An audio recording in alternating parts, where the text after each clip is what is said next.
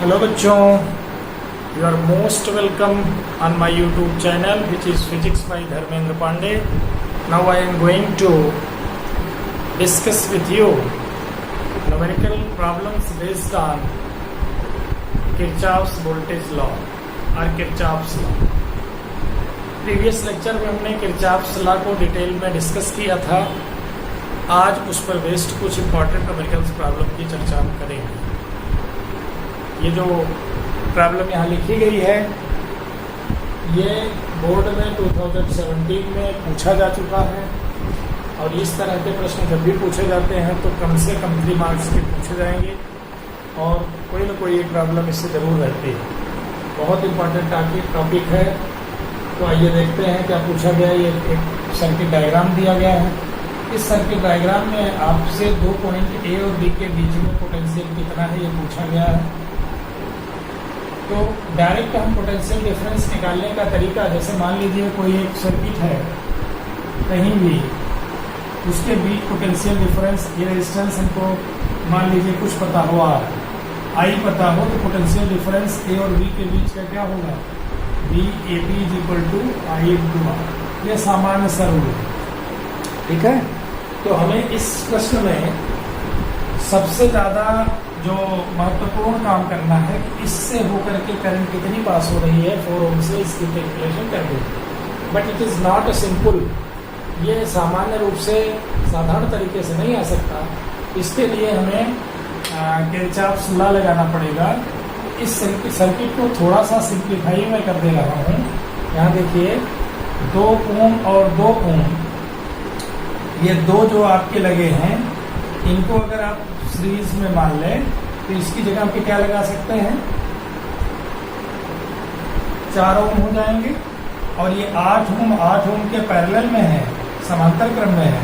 तो आपको पता है सीरीज वाला जो आर डैश है 2 + 2 दैट इज 4 ओम हो गया। ये इसकी जगह पर और इसकी जगह पर कितना हो जाएगा, 1/r double dash is equal to 1/8 + 1/8 that is equal to 2/8 that is equal to 1/4, or you can say r double dash is equal to 4 ohm। तो इसकी जगह पे 4 ohm।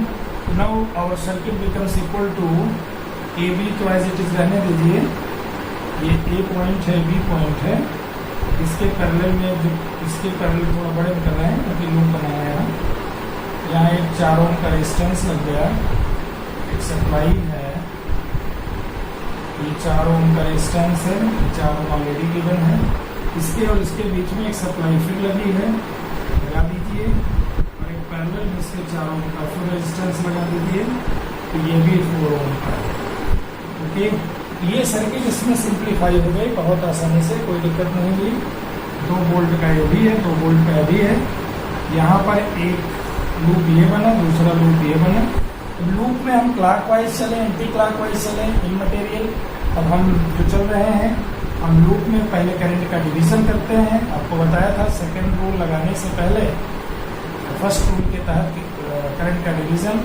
मान लिया यहाँ पर करंट I1 जा रही है, इस सेल से निकली, यहाँ पर भी I1, यानी यहाँ पर I1 करंट, इस तरीके से यहाँ से करंट I2 निकली, यहाँ पर भी I2 आएगी और यहाँ पर I1 + I2 हो जाएगी। जिसको I3 मान लें तो वही I3 = I1 + I2। ओके, यहाँ पर फिर वही I1, यहाँ पर I2। ओके, ओवरऑल करंट का डिस्ट्रीब्यूशन हो गया। अब इसको हम एक लूप कंसीडर करते हैं, लूप इस डायरेक्शन में लेते हैं। ओके, हमारा लूप होगा, इसमें लूप की डायरेक्शन, इसमें भी हम ऐसे ही लेते हैं। ओके, ये लूप की डायरेक्शन है। तो देखिए बंद लूप कौन सा, एक जो हमारा है ए बी, इसको सी, इसको डी, इसको ई, इसको एफ मान लें। ए बी सी डी ए में किरचॉफ के द्वितीय नियम से क्या मिलेगा बच्चों, आप लोग बताओ क्या होता है किरचॉफ का। तो sigma delta B is equal to 0। Algebraic sum तो आपको ये भी बताया है कि I इंटू आर पॉजिटिव होगा अगर लूप के डायरेक्शन में आई है, और अगर हम नेगेटिव से पॉजिटिव चल रहे हैं तो सेल का ईएमएफ या जो वोल्टेज डिफरेंस होगा उसके बीच का वो नेगेटिव लेंगे, अदरवाइज पॉजिटिव लेंगे। तो वैसे ही करते हैं। तो 4 टाइम्स I1 प्लस I2 लिख लिया, क्योंकि 4 इंटू ए है, और यहाँ हो गया -2 plus 4 times I1 is equal to 0। अभी हो गया 4I1 plus 4I2 -2 plus 4I1 is equal to 0। That is 8I1 plus 4I2 is equal to 2। Implies that हमारा जो इक्वेशन बना 4I1 प्लस 2I2 is equal to 1। Equation first, no problem, बहुत आसान है, केवल इस फार्मूले में पुट किया है यहाँ। अब दूसरा बंद लूप कौन सा लें? हमारा लूप है ABEFA, तो ABEFA में क्या मिला हमको? 4 times I1 plus I2, okay, no problem, -2 plus 4 times, ध्यान रहे I2 यहाँ भी है, I2 यहाँ भी है, 4 times I2 is equal to 0। That is यहाँ पर इसका उल्टा हो जाएगा अगर सॉल्व करें तो 2 times I1 plus 4 times I2 is equal to 1। ये क्वेश्चन सेकेंड हुआ। अब ये 2I1 और ये 4I2, इसमें 1 इंटू 2 कर लिया, -2 कर दिया, तो कितना होगा? 1 इंटू 2 यानी हो गया 8I1 plus 4I2 is equal to 1। बजाय 1 इंटू 2 हो गया, और ये आ गया हमारा -2 यानी 2I1 plus 4I2 is equal to 1। घटा दिया, कितना घटाया? ये आपको कट गया। इम्प्लाइज दैट मिला हमको 6I1 is equal to 1, that is I1 is equal to 1/6। I1 1/6 आ गया। अच्छा, ध्यान दीजिए, बहुत अच्छा। इसी तरीके से किसी एक में I1 I2 की वैल्यू रख दें, मान लो इसमें रख दिया तो कितना हो जाएगा? 4 times into 1/6 plus 2I2 is equal to 1। तो 2I2 इज इक्वल टू हो गया 1 माइनस 4/6, ओके। तो कितना हो गया? 2I2 is equal to 2/6, I2 is equal to 1/6। Very good, I1 I2 दोनों आ गया 1/6। अब I1 I2 दोनों की वैल्यू अगर मालूम चल गई तो इस 4 ओम के रेजिस्टेंस में फ्लो करने वाली करंट कितनी होगी? ए बी के बीच का विभवांतर कैसे निकलेगा? VAB is equal to 4 into I1 plus I2, that is 4 into 2/6, that is 8/6, and you can say 4/3 volt। बहुत आसान प्रश्न है, केवल आपको ध्यान रखने की जरूरत है बच्चों।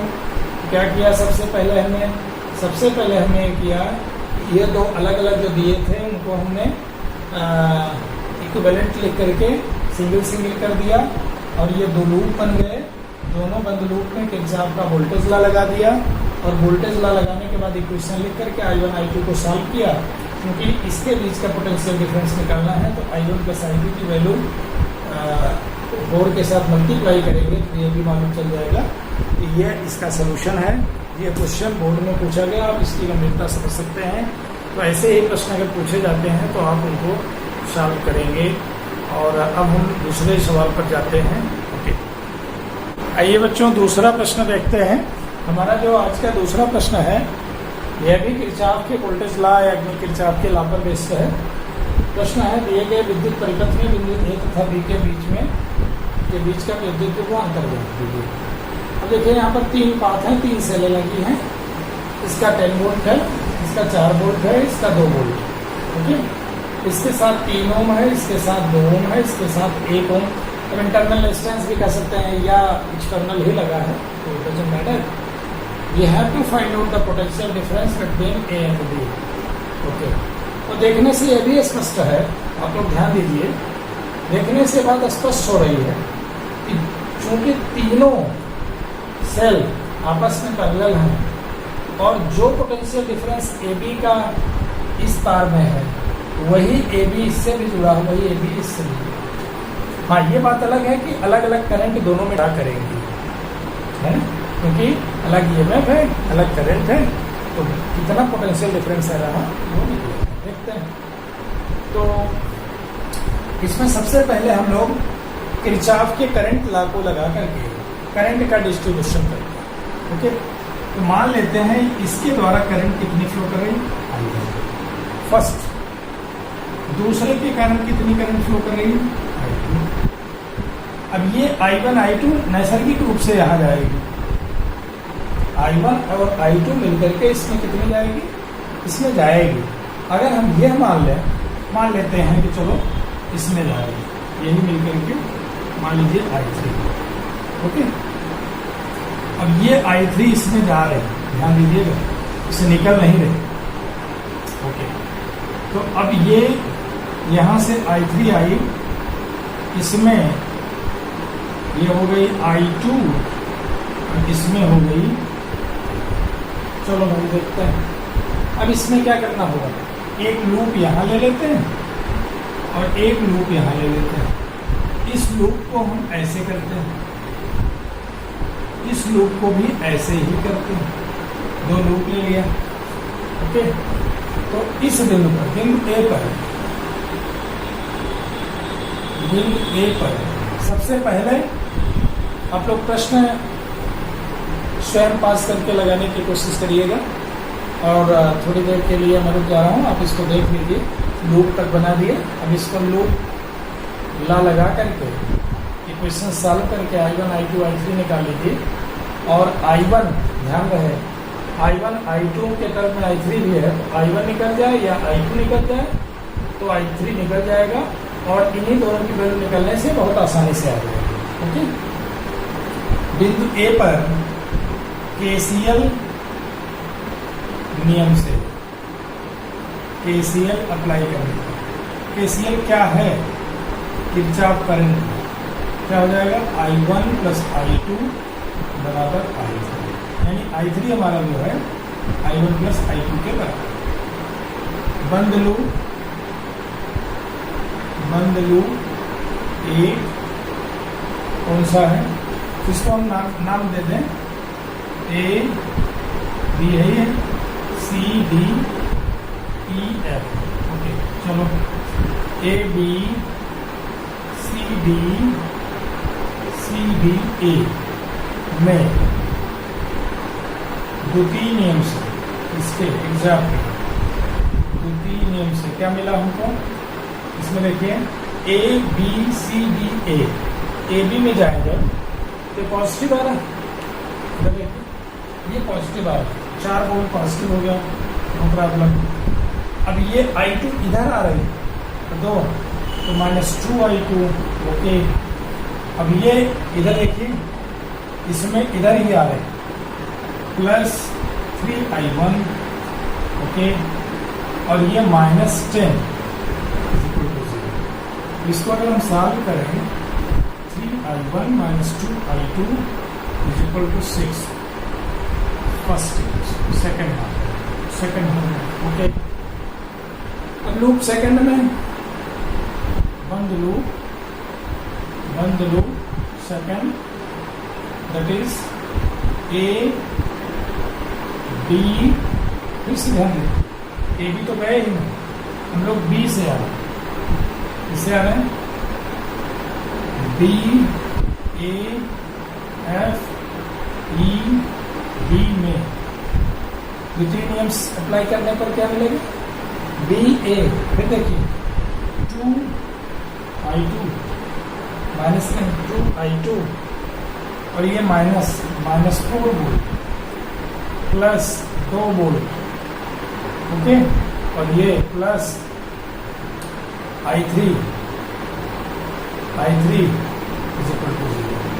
यानी 2I2 minus 2 plus I1 plus I2 is equal to, क्योंकि I1 plus I2 ही I3 है, यहाँ रख दिया, is equal to 0. That is, इसको इसमें लाइए 3I2 okay plus I1 is equal to 2. Question third. यहाँ पर 3I1 minus 2I2 ओके, और यहाँ 3I2 plus I1 is equal to 2. अब इसको अगर हम सॉल्व करते हैं तो क्या मिलता है? डेफिनेटली इसमें हम 3 से मल्टीप्लाई करते हैं और इसमें से इसको घटा दें, तो समीकरण 3 गुणे 3 माइनस 2 से क्या मिला हमको? 3 गुणे 3 किए 6I2 plus 3I1 is equal to 6. ये कितना मिला? 3I okay 3I1 minus 2I2 is equal to 6. घटाना है प्लस ये कितना हो गया? माइनस कट गया 8I2 is equal to 0 plus that I2 is equal to कितना हो गया? 0. तो एक बात तो तय हो गई कि I2 हमारा 0 हो गया. अगर I2 0 हो गया तो पुटिंग हियर कितना हो जाएगा? 3 into 0 plus I1 is equal to 2 implies that I1 is equal to 2 ampere. ठीक, और I1 2 एम्पियर है, I2 0 है, तो I3 कितना हुआ? I3 is equal to I3 कितना हुआ हमारा? 2 ampere. No problem, I3 2 ampere हो गया. अब इसको अगर हम अप्लाई करें, बच्चों को ध्यान दीजिए, इसको अगर हम अप्लाई करते हैं तो क्या मिलता है हमारा? ये देखने वाली बात होगी. ये हो जाएगा पोटेंशियल ड्रॉप अक्रॉस AB. हमको मिलेगा, क्वेश्चन देखिए, बिंदु A व B के बीच विभवांतर कितना होगा? VAB इज इक्वल टू, इसको देख लीजिए, करंट इससे फ्लो कर रही है तो 10 माइनस 10 माइनस कितना होगा? 3 into 2 दैट इज 10 minus 6 is equal to 4 volt. Agree? इस दूसरे में इससे देखिए 4 minus 0 is equal to 4 volt. इसमें देखिए 2 वोल्ट है और I3 भी 2 है, तो इसमें करंट चार्ज हो रही है तो V कितना होगा? E प्लस IR होगा. दैट इज E कितना है? 2 volt plus 2 into 8 that is 4. तो कुल मिलाकर के AB के बीच का जो विभवांतर है, चाहे इस पाथ से निकाल लीजिए, चाहे इस पाथ से निकाल लीजिए, चाहे इस पाथ से निकाल लीजिए, तो आप आसानी से निकाल सकते हैं, कोई दिक्कत नहीं होगी. केवल आपको क्या करना है?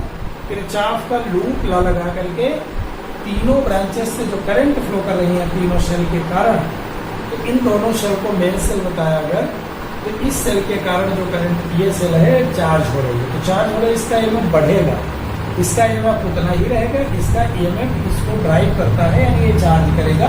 एक्चुअल सिनेरियो यही है. ओके, तो ये सवाल आप लोग हल कर लीजिएगा. ये पूछा गया है 2018 में. ध्यान रखिए, ये प्रश्न अपने आप में बहुत महत्वपूर्ण है. ये 2018 में पूछा गया. चलिए हम आप लोगों को एक दूसरा प्रॉब्लम बताएं. This is our real question. ये परिपथ है, सर्किट है. We have been asked that what is the potential drop across AC, that is between A and C. How will solve? इसे कैसे सॉल्व करेंगे? तो इसके लिए तो आप सभी लोग एक बार पॉज करके वीडियो ट्राई करना, और अगर आप देखें तो इसमें भी कुछ उसी जैसी स्थिति बनती है कि इधर से करंट कुछ आएगी, कुछ इधर से करंट आएगी, ये मिलकर के दोनों करंट इस ब्रांच AC से होकर जाएंगे। तो हमें सबसे पहले किरचॉफ फर्स्ट लॉ लगा करके करंट डिस्ट्रीब्यूट करना है, उसके बाद किरचॉफ लूप लॉ लगाना है।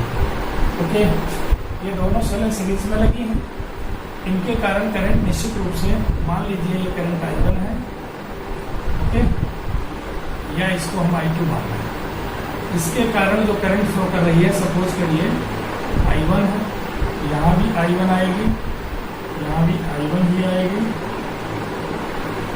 और ये I2 है, यहाँ भी I2 ही होगी, और ये मिलकर के I1 प्लस I2 जा रही है, यही I1 प्लस I2 यहाँ है, और ये फिर इधर I2 हो जा रही है, और ये इधर I2।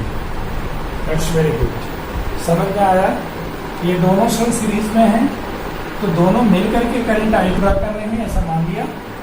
ये दोनों सेल आपस में चूंकि इस तरीके से कनेक्टेड है कि EMF इनका रिड्यूस होगा, लेकिन नेट EMF ये ड्राइव करेगा, तो करंट की डायरेक्शन इधर कर दिया। ओके, तो अब E1 करंट अगर इधर से आई, E2 इधर से आई, तो इस ब्रांच में ऐसी डायगोनल के अलावा I1 प्लस I2 गई, फिर चाप फर्स्ट लॉ यहाँ पर लगाएंगे हम। तो ओके, तो अब देखिए इसमें लूप ले लें। ये लूप कौन सा बनेगा, इसको फर्स्ट ले लें, इसको सेकंड, फर्स्ट, और ये लूप कैसा लें, मान लीजिए ऐसा लूप ले लें, और ये सेकंड है, यह भी लूप ऐसा ही ले लेगा। Okay, second. तो अब इसमें अगर आप ध्यान दें तो बंद लूप कौन सा है, ये B पॉइंट है, A B C, हम चले किधर, C या A C B A, C B A में, A C B A में क्या मिला हमको, 2 I1 plus I2,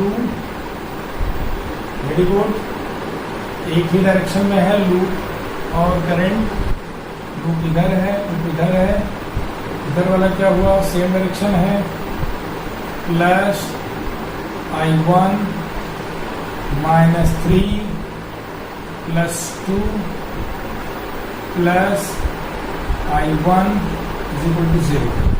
What we have so far, 2I1 is 2I2, I1 is 2I1, ये माइनस 1 is equal to 1, ये हो गया 4I1 प्लस 2I2 is equal to 1, 3 minus 2 1 हो गया, 2 I1 और यहाँ पर 2 I1, 4I1 plus 2I2, write this as equation first. Similarly, using Kirchhoff's second law, बंद लूप, तो कौन सा है हमारा loop, A C D A में किरचॉफ के द्वितीय नियम से क्या मिला, जस्ट डू दैट। अब लूप की डायरेक्शन हमने चेंज की है, आप बदल दीजिए, यहाँ लूप की डायरेक्शन हमने क्या ली,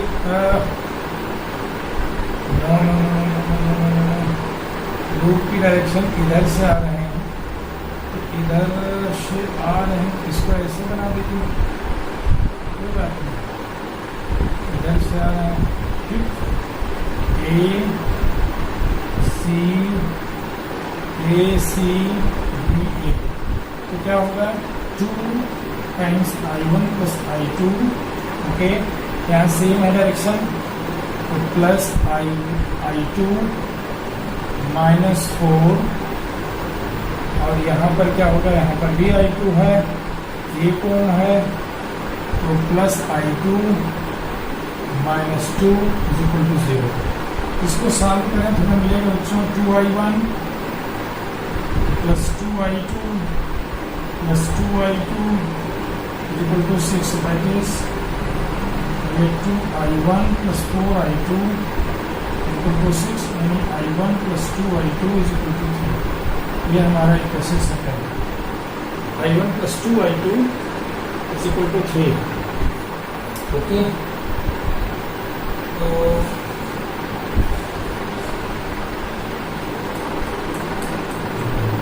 अब इसमें हम क्या करें, i1 प्लस 2i2 1 माइनस 2 कर दें। 1 माइनस 2 से what we will get is that i1 cut गया, 4i1 minus i1 3i1 cut गया is equal to minus 2, that is i1 is equal to minus 2/3। Okay, अब इसको किसी एक में रख दें तो i2 करेस्पॉन्डिंग वैल्यू मालूम हो जाएगी। चलो इसमें रखते हैं, हो गया minus 2/3 i1 plus 2i2 is equal to 3, implies that 2i2 is equal to 3 plus 2/3, that is 11/3, i2 is equal to 11/6। अब हमारा i1 प्लस i2 कितना हो गया, AC ब्रांच में जो जा रहा है, minus 2/3 plus 11/3, sorry 6, 11/6। Okay, minus 2/3, इसको हल करें तो ये हो जाएगा माइनस 4 प्लस 11/6, दैट इज 7/6। कितना हो गया, 7/6 एम्पियर करंट हो गई i3। अब इस AC से जो विभव पतन हमको निकालना है। ओके, तो पोटेंशियल ड्रॉप बिंदु A व C के बीच विभव पतन विभवांतर कितना होगा, i1 plus i2 into R, i1 plus i2 into R, that is 7/6 into 2, that is 7/3 volt. तो बहुत अच्छा सवाल है बच्चों, आपको इस प्रश्न को करना चाहिए।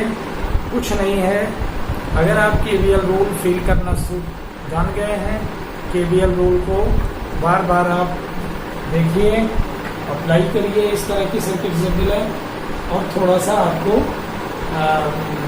एक तरह से linear equation with 2 variable solve करना आना चाहिए। i1 i2 की मान आ गए, उसमें रख दिया और अल्टीमेटली हमको क्या मिल गया, 7/3 वोल्ट। तो हमारा जो VAC आया 7/3 वोल्ट आ गया। Very good. तो कुल मिलाकर के हम लोगों ने आज 3 क्वेश्चन सॉल्व किए, और तीनों क्वेश्चंस महत्वपूर्ण है, किसी भी समय पूछे जा सकते हैं, इनको जरूर सॉल्व करिएगा।